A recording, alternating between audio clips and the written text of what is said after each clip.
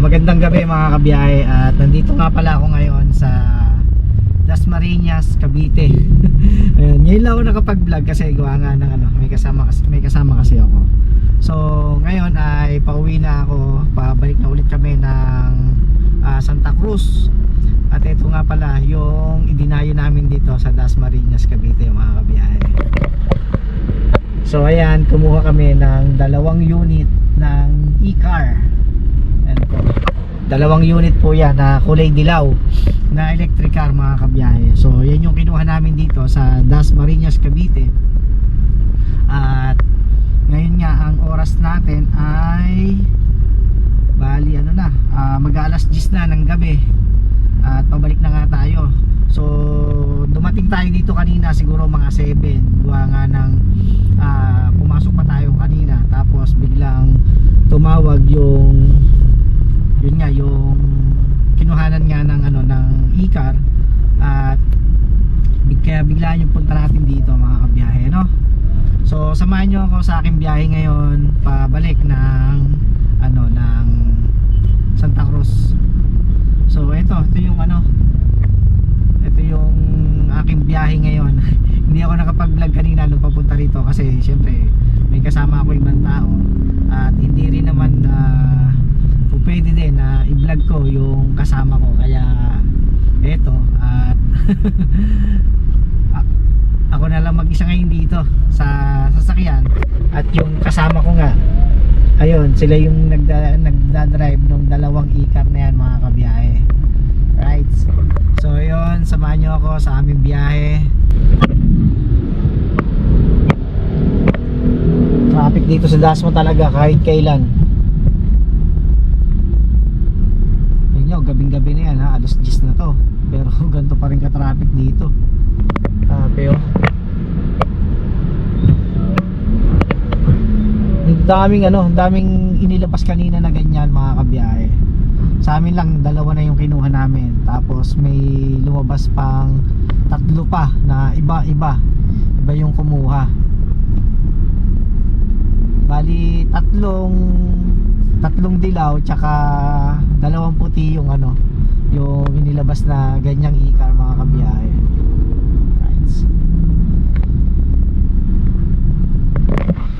So ito mga kabiyahe, grabe ang traffic.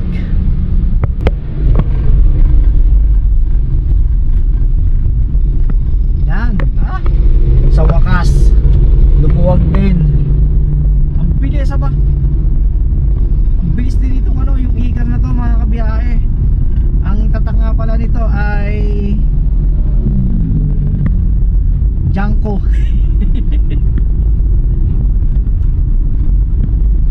Grabe, ang bilis din kanina ba? Pinauna ko na sila mga kabiyahe para naman sa ganun ay kung sakali man na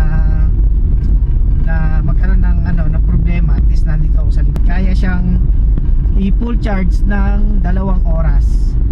Ganun kabilis. Tapos yun nga, halos 210 kilometers yung kayang takbuhin nung full charge niya. Grabe, no? Iba na talaga ang panahon ngayon. Halos karamihan ay halos electric na yung ginagamit. At ito na siguro ang sagot sa tumataas na presyo ng gasolina at crudo.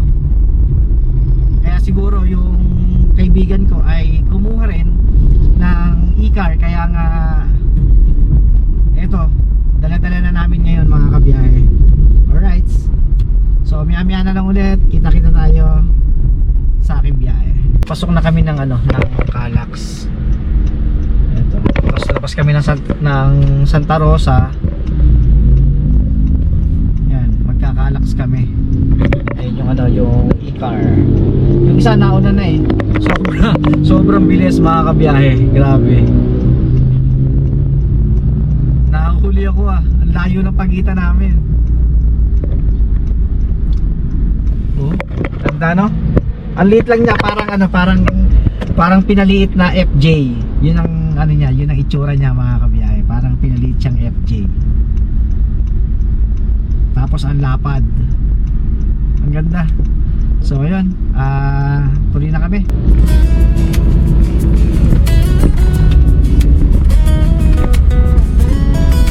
Kalak. Napasok na kami ng Kalak. Grabe ang bilis niyan mga kabiyahe. Sa bawat karanasan, tawa at kwento, aral ng buhay. Sa bawat hakbang, sabay tayong sumabay. Hindi man pare-pareho ang ruta, isang hangarin ang dala-dala. Sa bawat revolusyon, hatid ay Perfect lang niya mga kabiyahe. Tapos kulay dilaw na. Dalawa yung kulay dilaw eh. Tapos may kumuha pang isa na kulay dilaw pa. Tapos dalawang puti. Dapat iba-vlog to eh, kaya nakakaya kasi sa may layo. Baka pwede i-vlog kaya hindi ko na i-vlog eh. Ayun ang bilas no.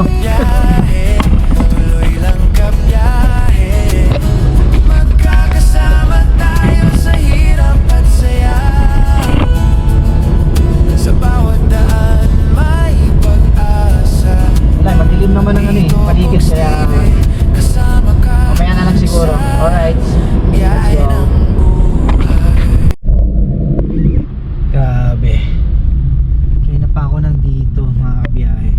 Nasa Calamba. Sobrang traffic. Ang haba ng traffic simula Santa Rosa hanggang dito sa toll gate ng Calamba mga kabiyahe ay ang traffic. Grabe man.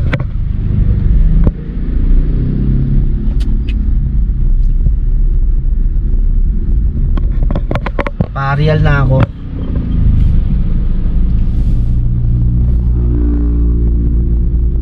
Sobrang traffic, sakit na ng ulo ko.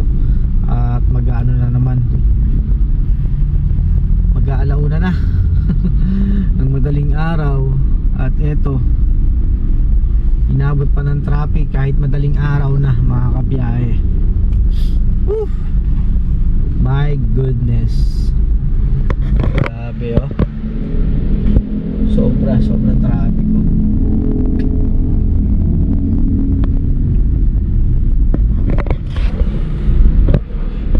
So nauna na ako dun sa ano, sa dalawang ikar. Gawa nang sila ay magbabayad dun sa ano, sa toll gate. At ako naman diretso naman, gawa nang meron naman akong RFID. So nauna na ako. Dito na lang siguro kami magkikita sa may shortcut ng ano, ng Calamba, no? Right, so maya na lang ulit. Biyahe lang ako. Alright, let's go. So ayun, nandito na tayo sa ano, sa Pansol, sa Calamba, no? Talagang paka-traffic. Paano naman kasi mga kabiyahe, ginagawa nila, iniipon dun sa dulo. Tapos pagkaipon, tsaka palalampasin tong kabila. Tapos pagdating doon sa dulo ulit, magiging apa ulit yung daan, liliit. Kaya lalong nagta-traffic.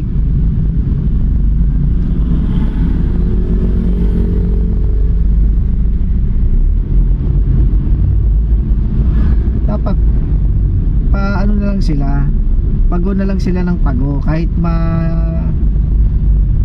dahan-dahan lang yung ano, yung moving ng sasakyan. At least dire-diretso. Hindi yung may ipon dito.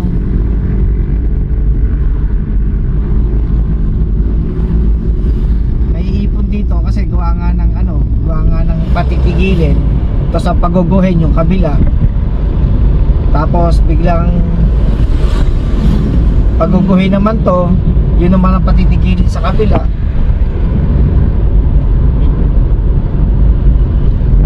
Siyempre pagka nakatigil yung bawat isang side, naiipon, di ba? Diba na may mga dumarating, mahaba yung traffic. Grabe, sistema talaga dito sa Calamba.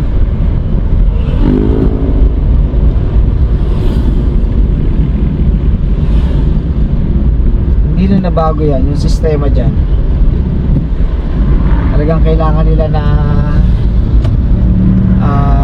ipunin yung sasakyan para magkaroon ng build up o magkaroon ng traffic, no?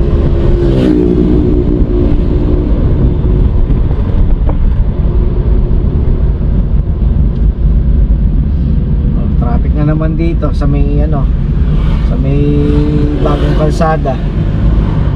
Lalo kanina nung nandun ako sa may halang, talagang walang galawan. Tapos yun nga, at siguro mga kalahating oras na nakatigil lang kami. Tapos nung nagpago, ayun, hindi yung side naman namin yung pinago. At yung sa kaliwa naman, yun naman ang pinahinto nila.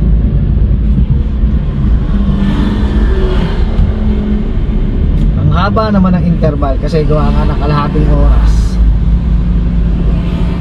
Yung kalahating oras nakatigil ka ron.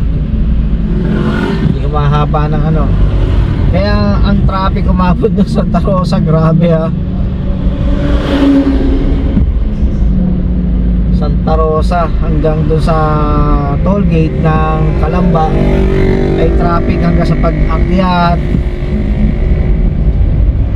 Tapos hanggang doon nga sa may halang ay traffic.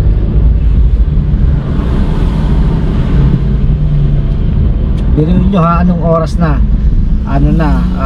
Mag-aalas 2 na ng madaling araw ay traffic pa din.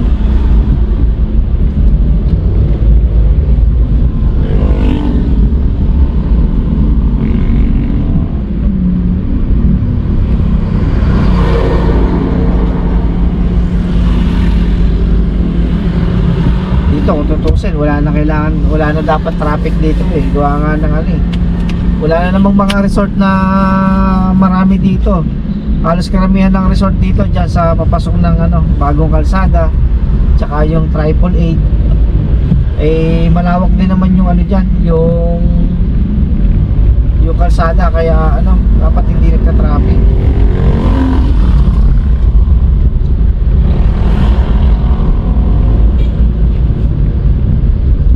Ewan ko dito sa sa Los Baños, baka ganun din ang gagawin. Iipunin, patitigil yung kabilang side, tapos pagkatapos ng mga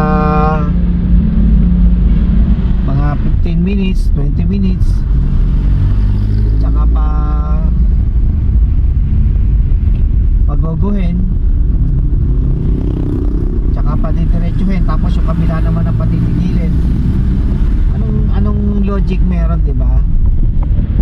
Kung pinadidiretso kahit pa paano, hindi may iipon ng sasakyan. Basta na lang,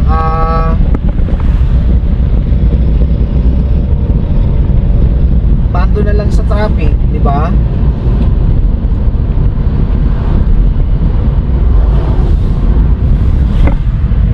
Grabe.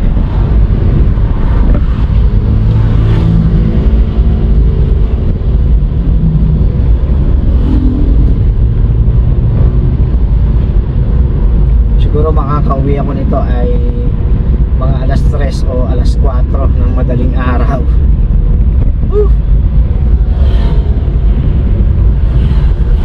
My goodness. Sarap pumiyahe sana, no? Gawa nga ng halos kakaunti na yung sasakyan.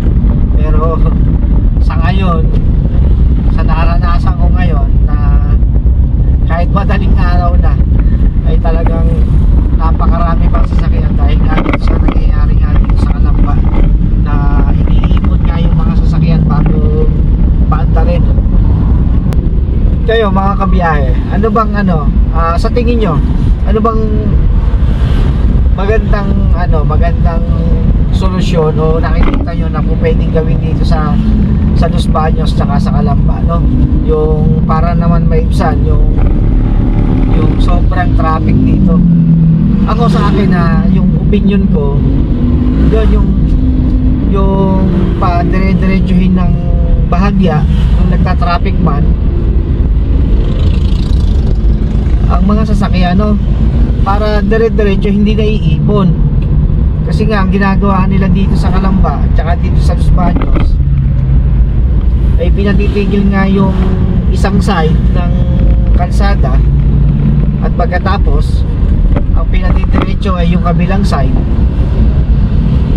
at yun ay naiipon dahil nga ilang minuto na nakatigil, at pagkatapos nga biglang pa diretso yun na ulitin nitong sa kanan at patitigilin naman yung sa kaliwa.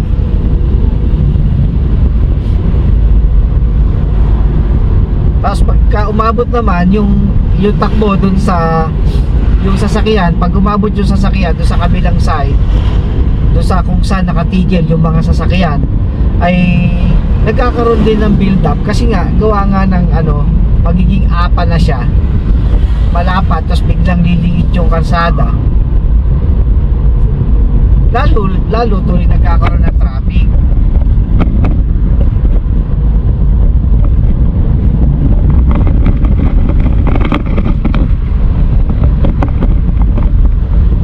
Sana dito sa Los Baños ay dire-diretso kasi madaling araw na naman eh. Dito na ako sa Los Baños na to eh, nasa may munisipyo. Ayun yung nasa kanan niya ng munisipyo ng Los Baños. Yun na nga ang sinasabi ko, mga kabiyahe, traffic din. Oh no. O baka dahil dito lang sa ginagawa siguro. Baka nga mukha nga dun lang sa ginagawa.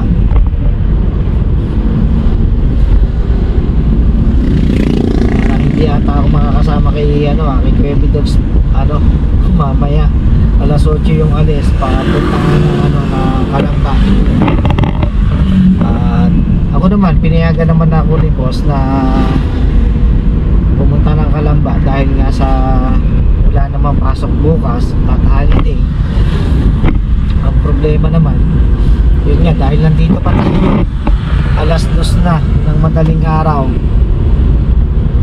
nasa pa tayo, halos wala pa akong tulog.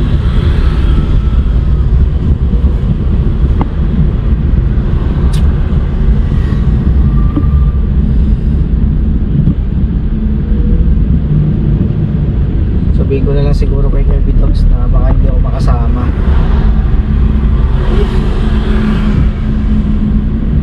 Nangako pa man din ako na sasamahan ko siya.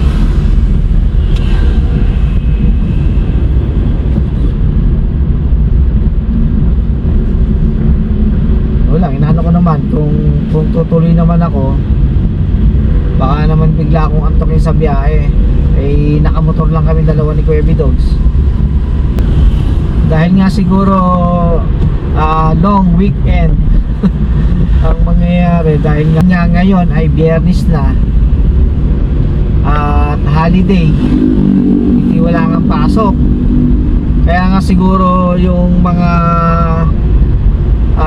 biyahero ay bumiyahe na ngayon gawa nga ng walang pasok nga kaya napuno dito sa Calamba tsaka dito sa Los Baños.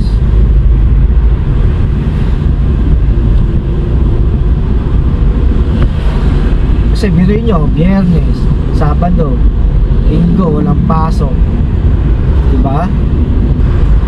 Buti luwag. Pero siguro kung pa maaga dito, traffic dito mga kabiyahe sa Los Baños. Kasi ang nagka-traffic dito mga alas 4 yan. Simula alas 4 traffic na yan hanggang alas 9, alas 10 yan, traffic na yan. Gawa nga ng yun yung oras ng uwian, luwasan. Tayo pa rin nauwi kahit madaling araw na buti walang traffic dito sa Los Baños.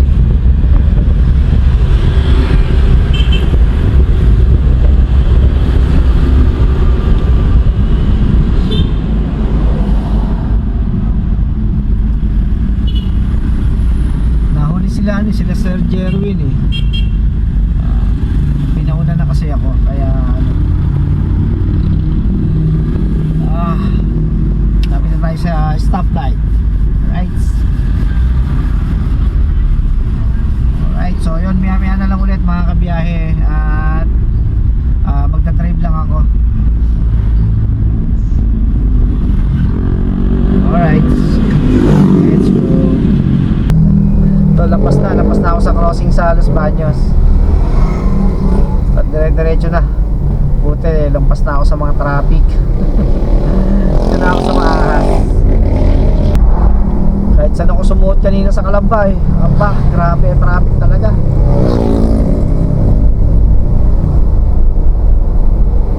Lahat na ng shortcut na alam ko, pinuntahan ko na, dinaanan ko na, traffic pa rin.